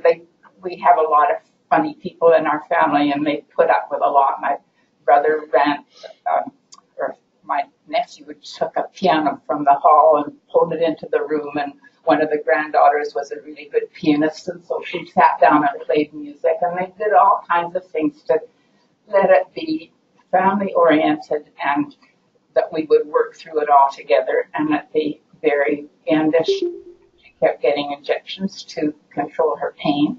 And when the last one was, we all could see that it wasn't going to be very much longer, she made sure that the husband had a bed and he could stay in the room with her. And that was an experience that I think that the nursing palliative care people did a really good job. So I just wanted to share. That's great. Thank you. So I can share with you, as you told the story about your mother's death, I think the panel and everybody else was quite quizzical, because the pattern you were describing was not within the legal framework at all. So, just in case anybody was thinking that was typical, we don't know the whole story there, but there was something very odd about that one. So we won't use that as a case example of a typical difficult situation. It's an example of what can go wrong if it gets over normalized or the communication is really poor. It sounds outside of the legal framework completely. Yes. Absolutely. Unless there had been agreement in advance, or we don't know. That's right. The whole story. Yeah, it is interesting though, because there is a body of literature out there that talks about how people have done this in practice. It's a very small body of literature, but there is literature out there. And it points out that we're naive if we don't think that, like any good idea, it can be abused. So I think it really means we need robust policies, robust monitoring, robust education programs, and these kinds of conversations and your kinds of research. We also know when the conversation comes up that nurses do have a history of tradition of having quietly done various things that they feel in their heart in the face of death, and those are not conversations they've been prepared to have, but now are starting to have. So there's many, many complexities here. Is somebody who hasn't asked a question? Is there? Yes. This poor man. Oh, yes, myself. I had it. Sean just had a hand up. Oh, yeah, so he has. Yeah. Yes, that's a good question. First is, since this is such an emotionally complex and taxing procedure, I was wondering what the debriefing process was like. Is it involving the whole team? Is it involving the family as well? Both assessors? And then the second question is, what can be done to support those providers to enhance the care that they get and ensure a better outcome for the providers themselves? Could somebody repeat the question? Yeah, sure. So the first question was, what is the debriefing process for, and I'm assuming you mean for staff? Yeah. Okay. Post-administration, right. So throughout, in each health authority, they have contracted out to, I think it's now called employee wellness. And so there's, that's a resource that any team can use at any time, whether you're community residential care or acute. And then if it's a residential, then they also have their own counselors. It's really tailored to whatever happens to that with that case. Sometimes they can need just a 20-minute session where everyone gets there, or sometimes they need 40. And because, as we know, each death is different. This could have been really traumatizing, or it could have been really smooth for everybody. So there's no prescribed set way to debrief on purpose to honor the differences. And then for the providers, it's really interesting. We've been at CAMAP, which is the Canadian Association of MAiD Assessors and Prescribers, and there's a really big difference in what providers feel like they need. Some providers feel like they need a lot of support, but then some say I'm just fine. So within Vancouver Coastal, we have a community of providers, and we get together regularly. There's one specifically for nurse practitioners, and then there's one for nurse practitioners and physicians to come together. So that's one. They also have the CAMAP listserv, where they do a lot of debriefing online, and then there's also the CAMAP conference, which is coming up in May, if anyone's interested. So I think it'd be safe to say that where systems are in place, it's actually quite good. There are a lot more sort of organic supports out there, and I would say probably a lot of them are maybe back east a little bit more. But what happens is, because it's such an impactful experience, in our data, it suggests that people tend to work closely together. Yeah. So a nurse and a physician sort of find each other in that process. They've learned how to support one another. And so then it's this constant just check-in, either among nurse colleagues or with nurse physicians saying, how are you doing with that? How is that going? And so it becomes these very connected, not even official teams, but organic teams. Where then they can kind of anticipate what one another is going to react to that. They're there, they trust that person. And so if it becomes difficult for that person, they're with somebody they can trust. So people have found themselves very much in this process and found people that they can connect with.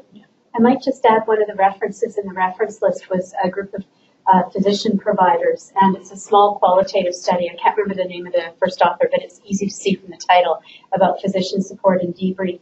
And the data from that was really compelling about the importance of doing it. And also the researchers made what I thought were some quite thoughtful recommendations about, we shouldn't let this happen just by accident. We ought to regularize it. And so they had some recommendations for regular debriefs and supported the importance of that kind of process in just the way that you described for a small group of physicians they talked to.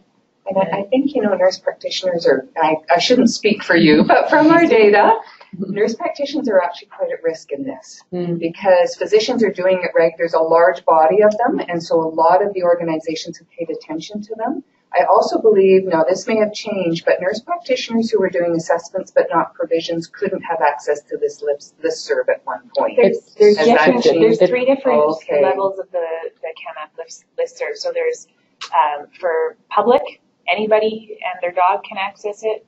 For assessors only, and then for providers only. So there's still resources within CAMAP for those who only do assessments. And we give each other a hug after we're done. We do. We give each other a hug when we're done. So we're talking a lot right now about provisions that we see in hospital, but we haven't really mentioned provisions that we see in community. So in the community, in private homes, we have, through the Care Coordination Service, we have a small group of nurses who act as our support and IV nurse.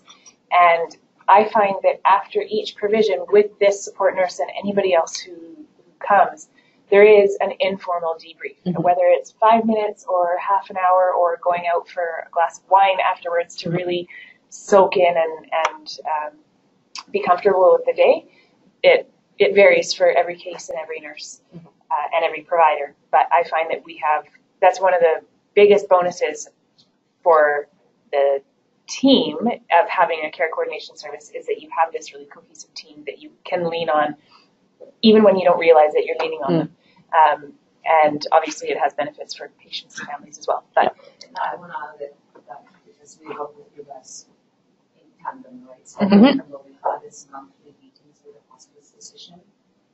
So we'll talk about what went right, what went wrong, how did it affect you, and then what to do next time, whatever comes in, how to come up with decisions. And I think just as Will was talking about the experience of nurses who were involved in the context of a community of conscientious objectors, there are also nurses who are involved in the context of family or relatives or friends who have violent objections. And that's another kind of experience. It would require a special kind of support and bringing Elizabeth, Yeah.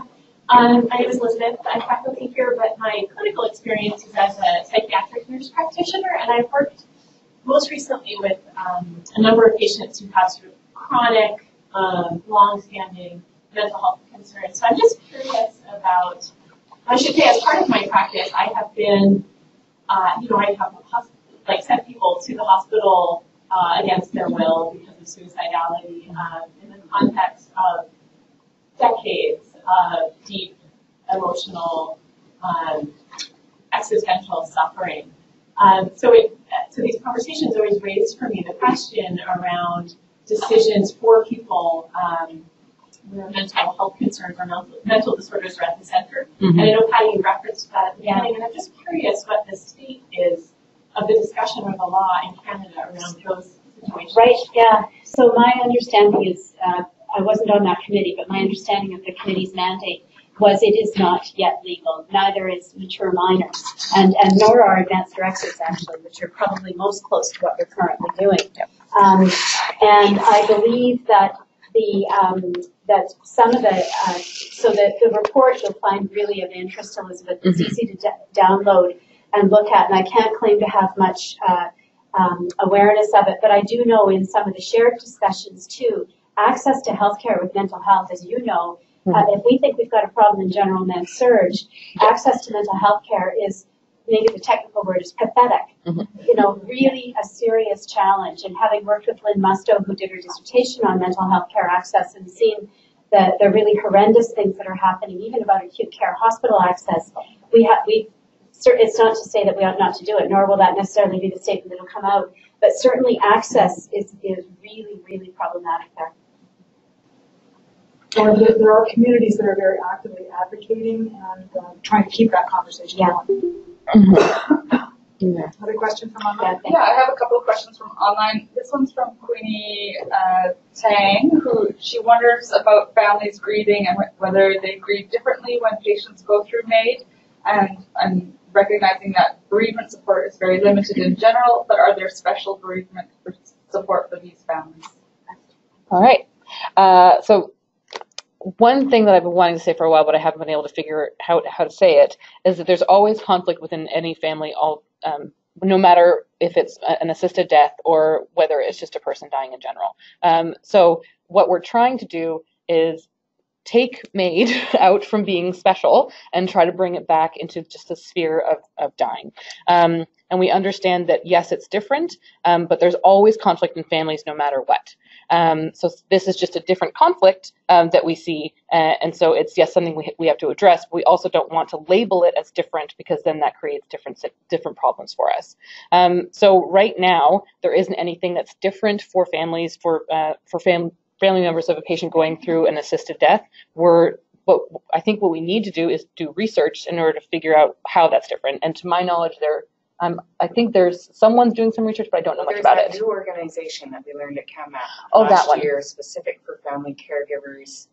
Yes, but I don't know if it's grounded in research, It's not grounded in is what I'm research, saying. no, I think that we need to have research done to actually look at the differences between the grief. What I have seen, just completely anecdotally, is that for some families, it really it lets them know that that their mother's actually going to die. So people have said to me, I got to come back from California, I had those 10 days, I made those 10 days count, as opposed to if I thought that she was going to die, like a doctor said it was going to be 1 to 3 years, maybe I wouldn't have come back, and maybe we wouldn't have gone to the lake. And that lake day really made a difference for me. So I think that's the one positive that it can be doing for families. I think that, like everything, it's going to be really complex. Mm-hmm. I had a conversation with a physician whose mother had assisted death. Mm-hmm.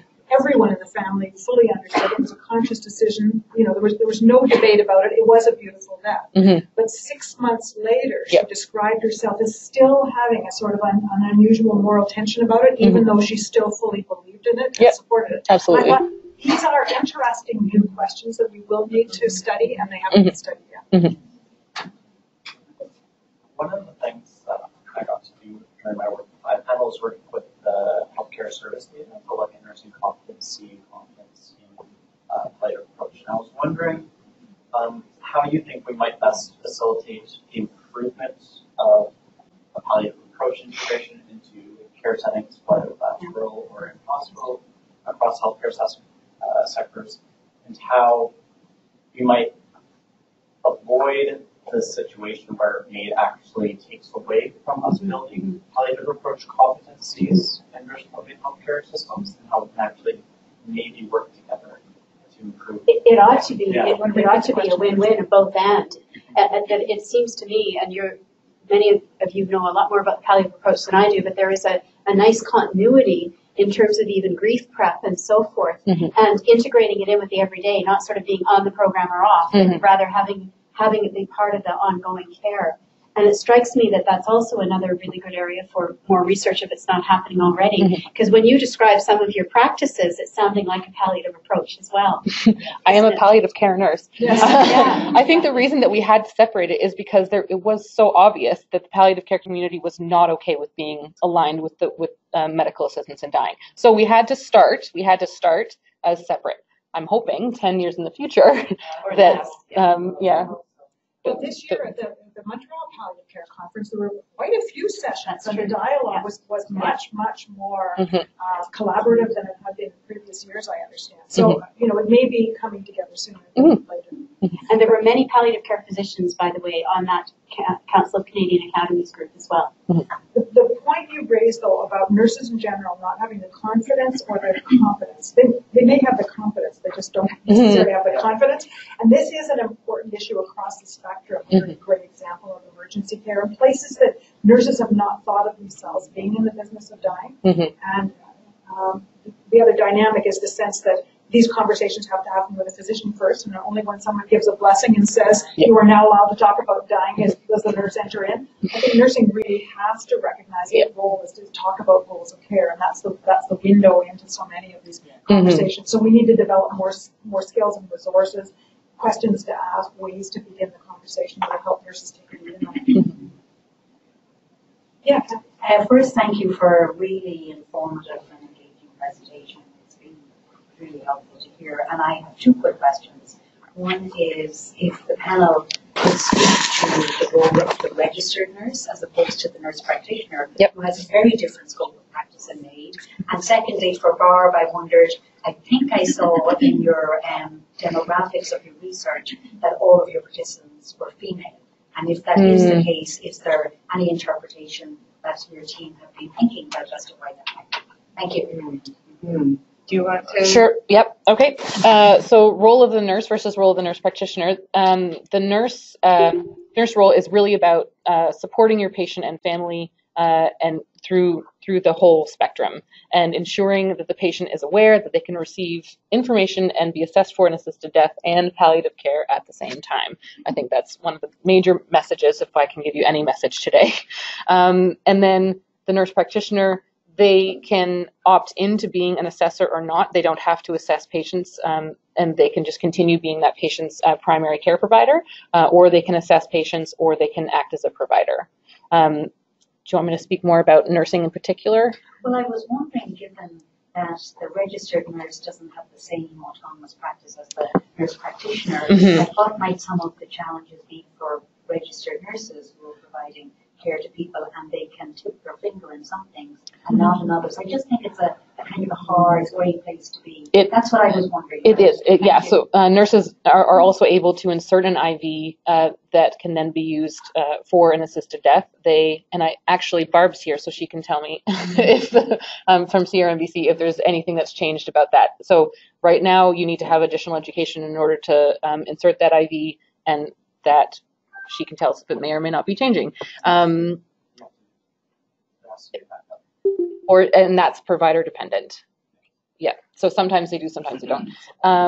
And then I'll let you speak about. Yeah, we did actually a review of the regulatory documents from across the country, and we compiled all because we figured that would probably be the best insight into seeing what regulators thought was important for nurses. And I think the bottom line is, first of all, it's not an entry to practice skill. So even though nurses really actually provide a lot of the wraparound care, so they do a lot of the organization, they do a lot of they provide the care throughout the entire continuum. So they may not be involved in the procedure per se, but it is not an entry to practice skill. They do need additional education.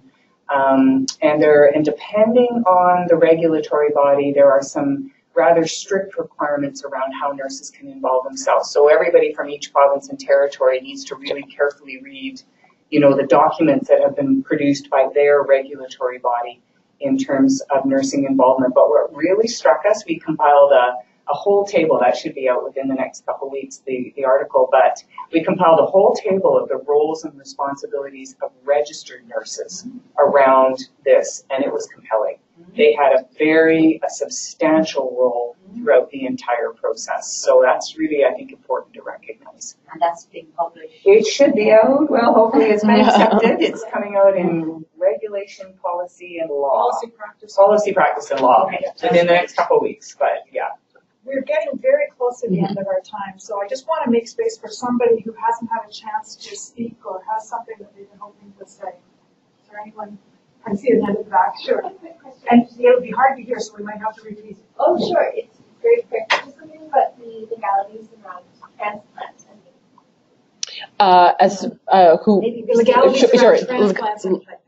So right now, whether the organs of a person that receives MAiD can be transplanted, is that what you mean? Oh, okay. Right. Yeah, so there has been a couple of cases in Interior Health, and I think there's been 4 on the island, and I went on mat leave 6 months ago, so I have just put my earmuffs on, and so I'm not paying attention to. There's a few more outside of BC. I think Ontario has had a small handful of them. But the main reason that they haven't been considered eligible is you can't, if you have an oncological a neoplasm, then you're not allowed to donate those organs. So that gets rid of about 65% of patients. And they're also, up until recently, haven't been allowed to have any neurological diseases such as ALS, MS, or Huntington's. But that's a complexity that will happen, obviously. But yes is hard. Yes is complicated. Yeah. So sadly, I'm going to have to move to close this session. I think people will not be running away immediately because there are probably some additional questions and comments people may want to make more one-to-one. And I think there's still sandwiches there, and I don't think anybody's going to kick us out of the room immediately. But I just really want to thank all of our panelists, Laurel and Pamela and Patty and Barb, each of whom has clearly got incredible passion for what this issue represents and the kinds of things we should all be thinking about, and has really shared from the heart, frankly and openly. We keep everything in the confidence of this room, and that little thing. Really appreciate it. I appreciate all of you who may have stayed with us online and watched us and probably wanted to get more involved once we got into the conversation. But hopefully, you'll find places to have these conversations with your colleagues. I want to thank all of you who came to be in the room today and to be part of this discussion. I hope the conversation will continue. I clearly think it's something that we in nursing need to own and embrace and wrestle with. And I really appreciate the idea that Patty articulated and everybody illustrated that by recognizing this complexity and allowing ourselves to recognize the different spaces in relationship to the issue and different ways of thinking about it and different feelings attached to it are going to be a healthy and important part of this conversation forward. But there is a collective way forward. There's a vision for what our discipline has to offer to this larger conversation of Canadians. We're in the process of a really interesting change about owning the idea that we're mortal and engaging that in all aspects of healthcare. So I just want to appreciate everyone who's been part of the conversation today. And Sally, who's the reason we're all here.